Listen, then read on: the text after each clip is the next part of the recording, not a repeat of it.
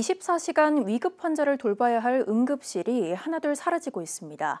특히 인구 감소로 병원을 찾는 환자가 줄어든 중소도시의 상황은 더 심각한데요.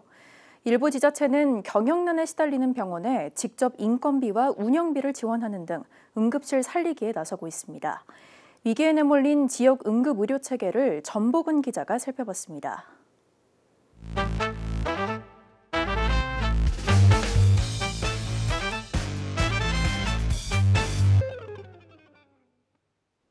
성주군에서 응급의료를 책임져온 하나뿐인 병원입니다. 인구가 줄면서 응급실을 운영할수록 병원 사정은 나빠졌고 결국 지난 12년을 버텨오다 올해 1월 응급실 문을 닫았습니다. 저희들 자체적으로 응급실을 운영할 때는 정말 참 힘이 많이 들었었거든요. 그랬는데 그러나 이때껏 그래도 지역 주민에 대한 어떤 건강정진 이런 책임감 때문에 해왔었는데 지역의 응급실이 사라지면서 주민들의 일상도 바뀌었습니다. 항상 불안하고 그거 하지.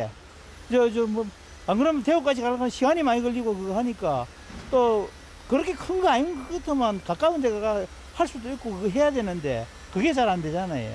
물론 이 지역에 병원이 운영이 잘 될 수는 없지만 그래도 응급 환자가 생기면은 좀 불편하잖아 많이. 밤에 가려면 좀 불편한 점도 많지. 애로사항 있지. 성주에서 성주로 가면 되는데 성주가 없어진다고 하니까. 대안을 고심하던 성주군은 병원을 직접 도와주기로 결정했습니다.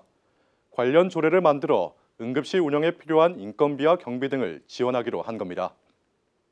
지원 금액은 2024년도에는 2억 41만 7천 원이며 2025년부터는 매년 인건비 및 정부 물가 상승률을 반영하되 상호 협의하여 책정하기로 하였습니다. 야간이나 주말을 평균으로 놔보면 3.5명에서 4명 정도밖에 이용하시는 분이 많지는 않습니다. 그렇지만 그분들 중에 한 분이라도 만약에 크게 다치시거나 생명이 오갈 때에는 한 사람의 목숨을 더 살려야 되지 않겠습니까? 이게 비용이 문제가 아니라고 생각합니다. 성주군의 설득에 병원 측도 8개월 만에 다시 응급실 문을 열기로 했습니다.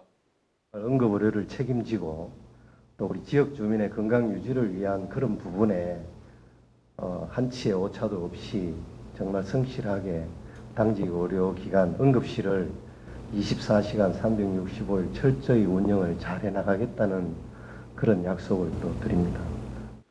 응급실 살리기에 나선 지자체는 성주군만이 아닙니다. 경북 22개 시군 가운데 응급실 전담 인력을 두는 지역 응급의료기관이 없는 곳은 모두 5곳. 영양군은 해마다 2억 6천만 원, 봉화군은 3억 6천만 원의 군비로 응급실 운영비를 보존합니다. 영덕군은 군비 등 총 10억 8천만 원을 지원해 응급실 병상을 유지하고 있지만 이마저도 부족한 실정입니다.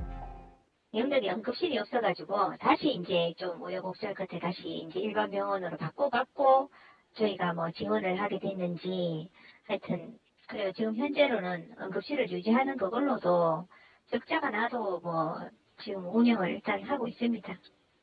상급 종합병원이 한 곳도 없는 경북의 상황은 앞으로가 더 문제입니다.